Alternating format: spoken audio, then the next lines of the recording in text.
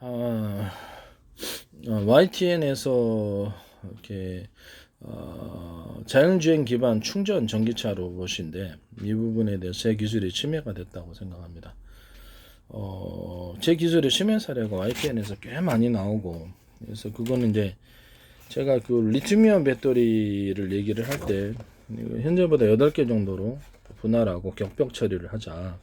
그래서 각각 콘센트 방식으로 해가지고 콘센트 아시죠? 주변에. 예, 그것을 해가지고 전원 공급기를 따로 마련해서 이것을 이렇게 공급을 하자. 전원 공급기가 이제 카패시터가 슈퍼 카패시터 여러 대가 될 수도 있고요. 아니면 제 방식에 서로 두께가 틀린 금속 배터리를 결합을. 그 안에는 이제 나노 구조로도 가능하고 입자 굵기로 해서 대중소에 대중소 틀리게 해가지고 전선처럼 만들어 놓는 거예요. 그래가 이렇게 금속판이다 그러면 수없이 기계를 만들어 수없이 연결 구조를 만들어서 금속 용량으로 덮어버립니다. 그럼 하나의 판으로 형성이 되고 그거를 수십 장에 수백 장까지 적층을 하는 거예요. 서로 절연 구조로 이루어서 발열 문제를 해결할 수 있고요. 발열을 해결하기 위해서 이렇게 절연을 하셔야 됩니다. 이게 이제 반도체 이 절연 기술은 반도체에 적층하는 기술, 거기에도 절연 기술이 들어갑니다. 그거 이제 이렇게 쓰시면 제 기술 구조, 반도체에서 위로 올리실 때 적층 구조를 하실 때 이 절연 구조를 통해서 발열을 해결하시는 구조는 제 기술 구조라는 것을 말씀을 드립니다. 어떤 재질을 썼든 욕실형 그레이종 301을 썼든 아니면 유리 석영 코팅제, 우리 방수제, 세라믹 코팅제, 유리막 코팅 다양한 방식으로 절연을 할 거예요. 실리콘으로 해도 되고 다른 방법도 해도 됩니다. 이 방법은 제 기술 구조에 해당한다는 것을 말씀을 드립니다.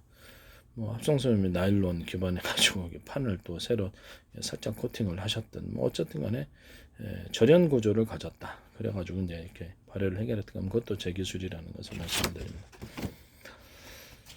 이게 왜 중요한가? 이게 획기적이기 때문입니다. 이게 현재 콘센트 방식으로 해서 얘네 구조가 단순하고요. 고장이 날 염려가 좀 적겠죠. 그래서 이런 상태에서 충전과 방전을 이런 식으로 결정할 수 있다. 동시에 충전하는 구조죠. 여러 개로 해가지고. 콘센트가 집안에 콘센트 아시죠? 예, 그렇게 분할해 8개로 분할하든지 4개짜리가 있든지 그건 알아서 하시기를 바랍니다. 전류를 받아가지고 4개짜리로 나눠가지고 이렇게 하시든지 한꺼번에 8개로 딱 하시기 힘들면 4개, 2개 이런 식으로 있는 식으로 해가지고 전력을 공급을 해가지고 한꺼번에 충전할 수 있는 구조입니다.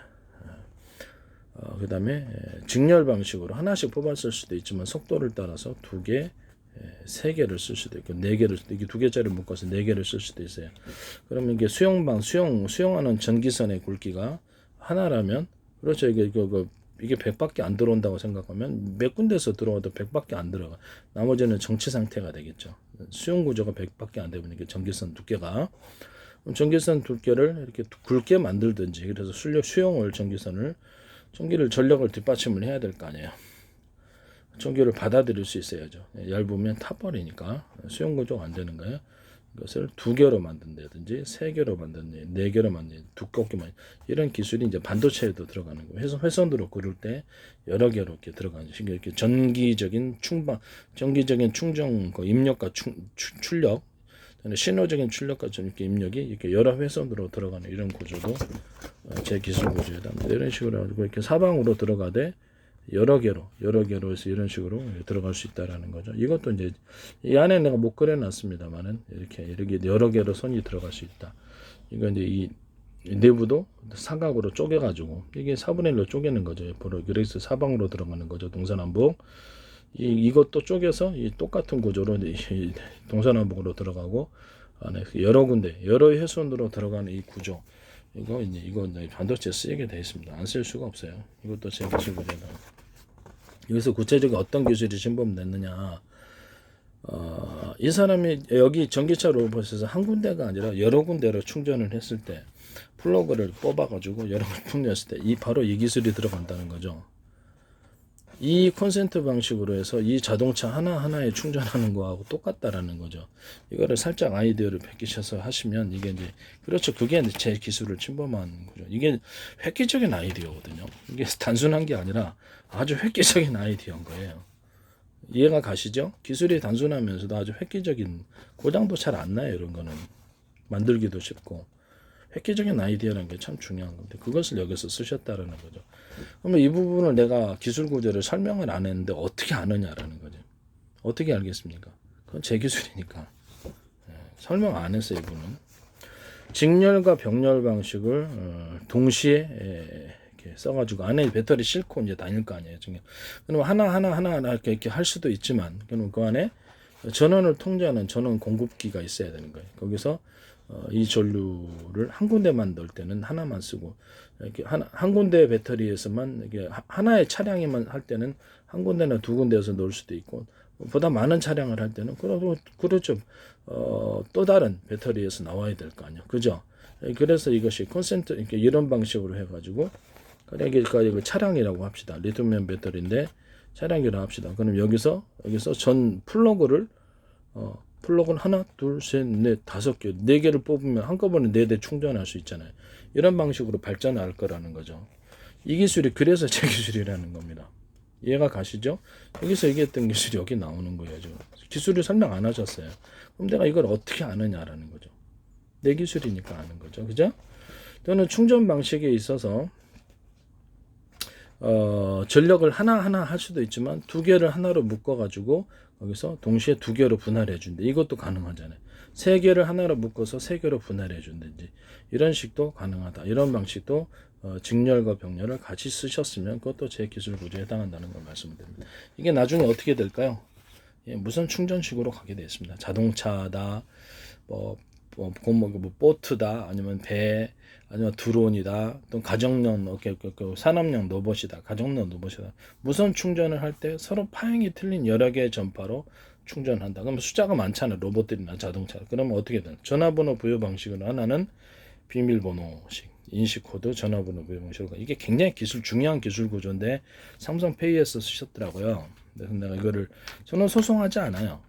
개인 소송은 한계가 있고 나중에 저한테 기술 사시는 분이 문제를 아마 삼성은 제 기술을 상당히 많이 쓰시는 걸로 저는 보입니다. 제가 보기에는 펠리클 제조하실 때도 이렇게 욕실능 대종 302를 이렇게 쓰신다든지 접착제 형식이 됐든 뭐가 됐든 간에 필름 제조에 있어서 아마 들어갈 거예요. 거기다가 유리석용 코팅제하고 의류방수를 섞어주는다든지 뭐 여러 가지 방법들이 있어요. 그런데 그다음 합성섬유 나일론 90%짜리를 쓴다든지 아크릴에다가 합성섬유 나일론을 살짝 이렇게 섞어가지고 튼튼하면서도 B2가일이 좋은 펠리클을 만들 수도 있어요. 뭐 그런 방법이 휴대폰 전기 충전 방식이 있어서 이쪽 제 방식이 라우터 방식이죠. 전기 충전을 할 때 이런 식으로 콘센트 방식으로 해가지고 한꺼번에 여러 부품으로 쪼개갖고 순식간에 충전하는 기술을 사용하셨거나 라우터 방식으로 제가 라우터 설명할 때 라우터 밑에 라우터 이렇게 갖고 새끼 라우터들을 많이 만드는 구조를 통해서 순식간에 충전하는 구조, 이런 구조, 신호선을 이런 식으로 한 군데 신호를 받아갖고 여러 개 이렇게 분할해갖고 순식간에 많은 가정을 처리해 준다든지 이런 라우터 기술이거든요. 이게 뭐냐면 밑에 새끼 라우터들이 많은 거예요. 그래서 신호를 받아가지고 2개를 분할해서 다시 자꾸 쪼개주는, 신호를 쪼개주는 기술입니다. 이것은 제 기술에 해당한다는 것을 말씀을 드립니다. 이게 전기 충전에서도 사용되지만 전기 입력 출력 이것도 신호적인 입력과 출력 방식도 된다라는 거. 그럼 여기서 가정에서 각 가정이다 그러면 각 가정에서 전기회선을 여기서 가정의 신호를 여기서 담당을 해갖고 이 새끼 라우터들이 담당해서 상위 구조를 올려주는 거예요. 이런 형태의 라우터. 이건 무선 통신 기기일 수도 있고 유선과 무선이 통합된 기기일 수도 있고 그냥 유선 방식. 첫 번째 유선 방식이 이런 식으로 새끼 라우터들을 통해서 신호를 수집해서 위로 상층부를 올려준다. 또는 유선과 무선이 결합된 형태다. 이런 유선 방식으로 장충동이다 그러면 그쪽으로 와가지고 밑에 얘네들이 밑에 새끼들이 무선 신호를 담당해 주는 거. 아파트 같은데도 한 가정당 2-3집을 담당해 줘 무선 신호로 이런 식으로도 할 수 있다. 아파트 인터폰 같은 거 할 때도 제가 그런 기술 구조를 한다고 얘기를 했었죠. 그다음에 이것이 완전히 무선 형태일 수도 있다. 무선 형태라면 이거를 뭐 드론 같은 것이다. 그럼 드론 몇백 대를 한다. 그러면 이렇게 자잘한 그 무선 송수신 구조를 가진 애들이 새끼 무선 통신기기들이 있고 그것을 신호를 수집해서 위상층부로 올려주는 거예요. 이런 식으로 무선 통신기기나 라우터 기술을 만드시면 제 기술 구조에 해당합니다. 유선적인 신호 처리 기술이라 할지라도 이 기술을 사용하시면 제 기술에 해당합니다. 가령 CCTV 30대를 유선으로 처리한다 그러면 현재는 DVD 체제로 4개, 8개인데 그거를 포트 방식으로 꼽는 방식으로 바꾸자는 거죠. 이런 식으로 꼽는 방식으로 바꾸자. 너무 잘 신호가 자꾸 이렇게 중단이 되고 조금만 흔들려도 그래서 그런 식으로 해가지고 30개짜리, 50개짜리 뭐 이렇게 만들죠. 그럼 이것이 CCTV만 아니라 컴퓨터도 담당할 수 있는 거죠. 컴퓨터 내부 통합을 통해서 인터넷을 통하지 않고 회사에서 자체적인 통신망을 가질 수 있게 되는 거예요. 그 기술 구조는 여러 군데에서 들어오는 신호를 상층부로 올려주는 신호 통합 구조입니다. 라우터하고 똑같죠. 이것을 유선적으로 처리할 수 있다. 이거를 이제 노트북 컴퓨터나 중앙 컴퓨터에 꽂으면 채팅 방식, 우리 채팅하잖아, 화상 채팅. 그 방식으로 해가지고 동시에 화면을 1번 카메라, 2번 카메라, 10번 카메라, 30번 카메라까지 쭉 볼 수 있습니다. 이 방식도 제 기술 구조에 해당한다는 것을 말씀을 드립니다. 쓰일 때가 많아요. 그래서 이것은 굉장히 유용하기 때문에 제 거를 도용하시면 반드시 문제가 된다는 것을 다시 한번 말씀을 드립니다. 제가 어떻게 이것을 기술 구조를 모르는데도 설명할 수 있을까요? 그게 와하지 않습니까? 제 기술이니까. 제가 딱 보니까 제 기술인데, 제가 주장하면 누가 해줍니까? 내가 주장을 해야지. 다시 한번 말씀을 드리지만, 제 기술 가지고 하지 마세요. 라우터를 이렇게 전기차 자율주행 차량이다 그러면 신호를 무선적으로 처리를 해야 되잖아요.